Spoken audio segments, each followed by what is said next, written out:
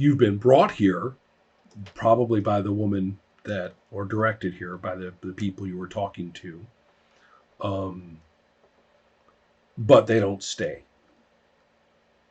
So as soon as Zadev makes himself, visible, comes up out of that glowy pit, variably glowing pit, and comes to speak with you, um, right about then is when everyone else suddenly realizes that they have something else to do. Yeah. Um, so that puts us in that conversation, and as you can see, this is a much more immediate encounter than the slightly drawn out situation right now for the other characters. Yeah, yeah. Um, and if it's okay with Helma and Lorenzo, maybe I can focus on Sam for just a little bit. But Yes. as I tried and failed to do in the last session, if you really feel the need to tell me what your character is doing, please interrupt and we can handle it in parallel. Okay. And I'm okay with that. You don't have to just sit and wait till Sam and I have completely satisfied every last bit of creativity that we feel. So to start then, uh, Zadev begins by saying, right out of, he doesn't say hello, doesn't make a ritual greeting, nothing of the kind, and says, they have spoken of you.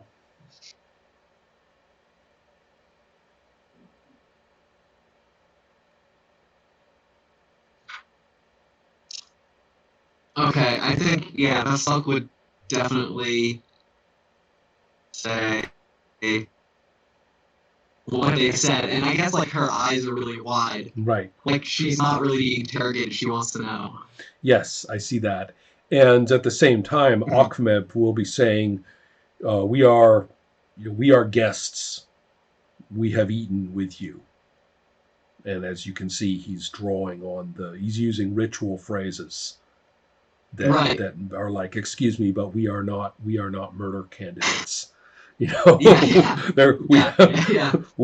that arrangement already. Thank you very much. In case there's anyone you want to murder, you need to go look somewhere else. So, so he has a much more defensive posture and is well aware that he's in the presence of somebody who can call down. I mean, remember, you've seen a lot of earth magic. You've seen some earth spirit stuff lately. There are other elements out there. Right. Yeah. And so, anyway, so there's things, that you really, nobody wants the wrath of a shaman suddenly blasting in their face. Yeah. So, Zadev will say,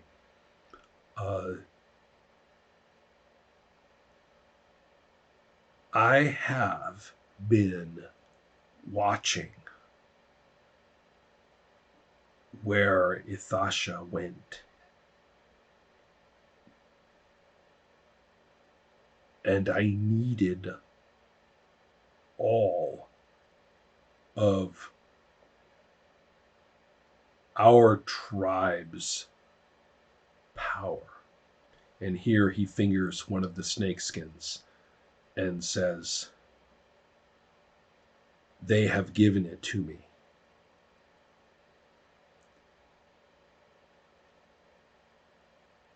The air, the dead, and the shadow.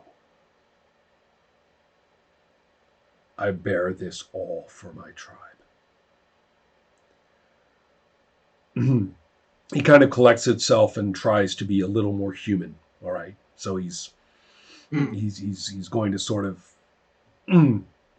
change his posture, change his tone of voice, and stop being so damn spooky for a little. at least a little bit.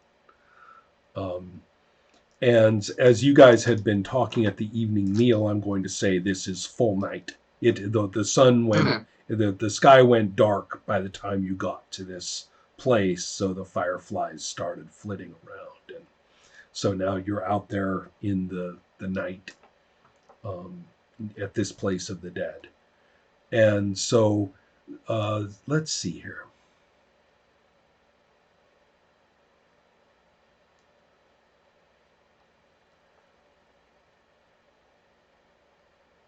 There was a woman of a faraway tribe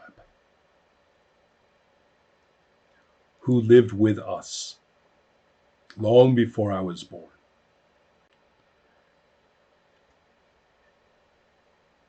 She had come through those lands where your feet have walked, and she arrived here among us.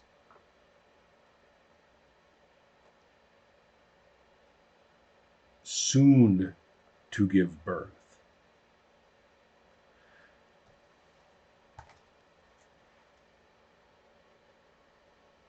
Let's see here.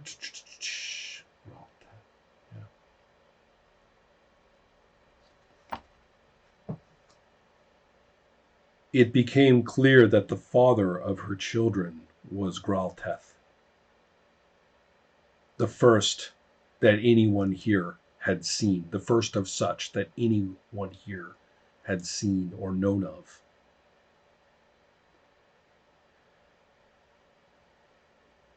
And she was driven from us.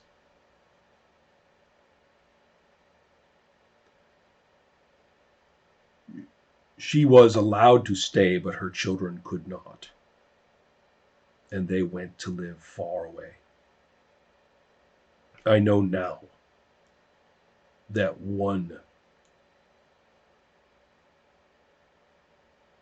I know now that both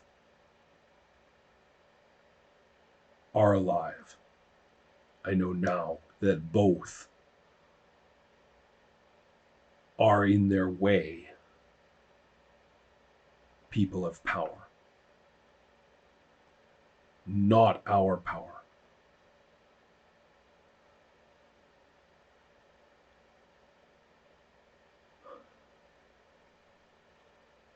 The woman who left here, she was my friend. She saved my life.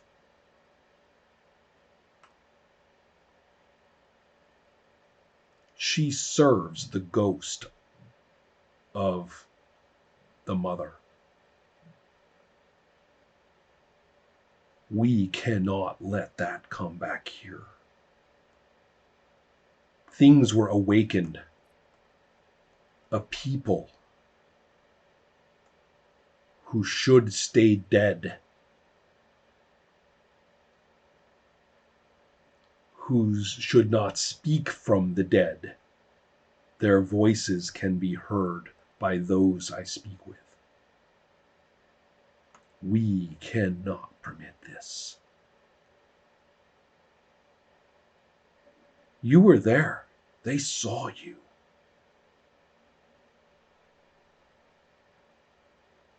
Tell me, is Ithasha coming back? Has she died? Has she been lost? It would be best for everyone. It would be best for everyone if her bones are... I will fetch her spirit myself and honor it, if only she has died.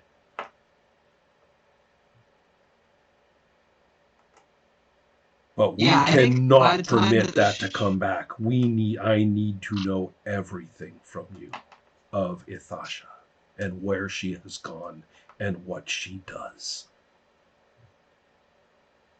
Okay, I think even if the shaman doesn't intend to, like, Veselga's like, by the time he's saying this, she's like on her, like her butt's on the ground, and she's like kind of looking up at him. Mm-hmm.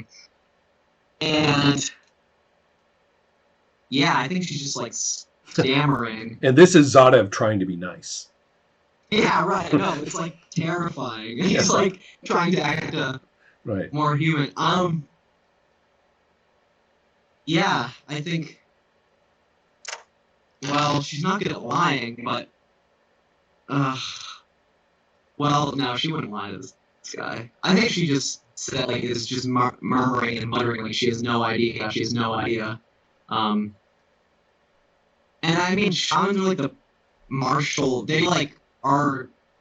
They seem to have like most of the martial power and spiritual power of all the Dusters. So it's like complete terror. Like they have so much power. So yeah, she's like I have no idea. I have no idea. On the ground. Mm-hmm.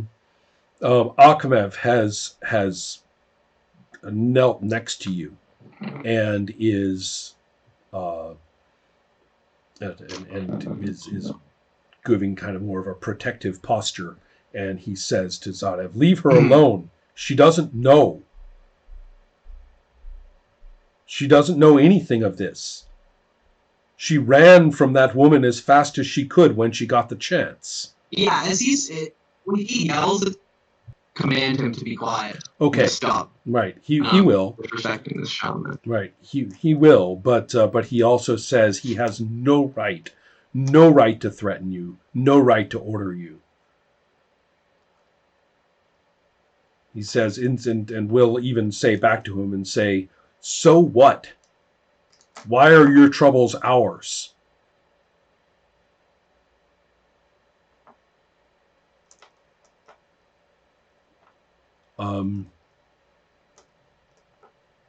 Yeah, at this point, Zadev will say, you are right. I have been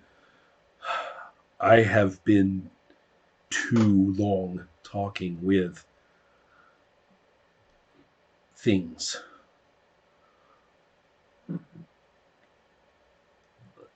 He says, I need your help. We need to know what has become of Ithasha and what she intends to do. If she seeks to return, if she seeks to help Ithala gain what she wants,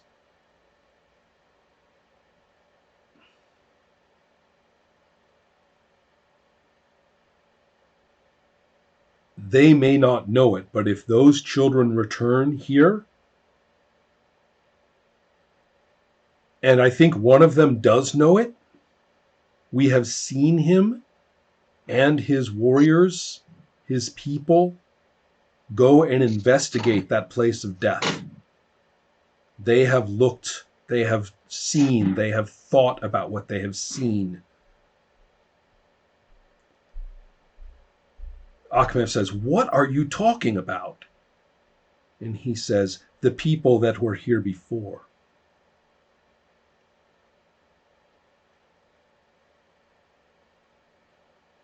He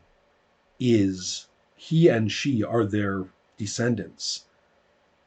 Their spirits could rise again.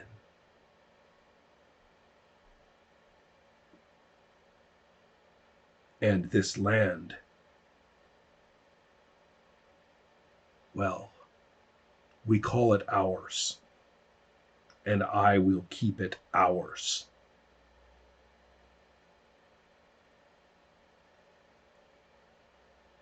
So the Akhmev is baffled. He's saying, are you saying, he's trying to wrap his mind. He hasn't seen all the shit you've seen. He's trying to wrap his mind around what's going on. So he's still a little bit baffled. He says, do you have any idea what he's talking about?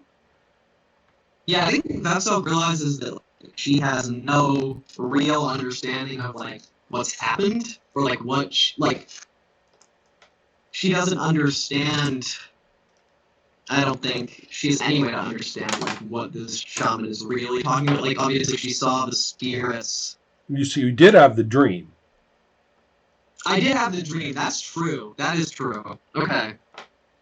And yeah, I wonder what she would say. And I think at this point it's probably finally clear, if it wasn't already, that Ithala had mated with one of the old humans, one of the old barbaric humans, and that her children are now adults and are now, and while neither is a practicing shaman, one of them is a significant member of the Jackal tribe.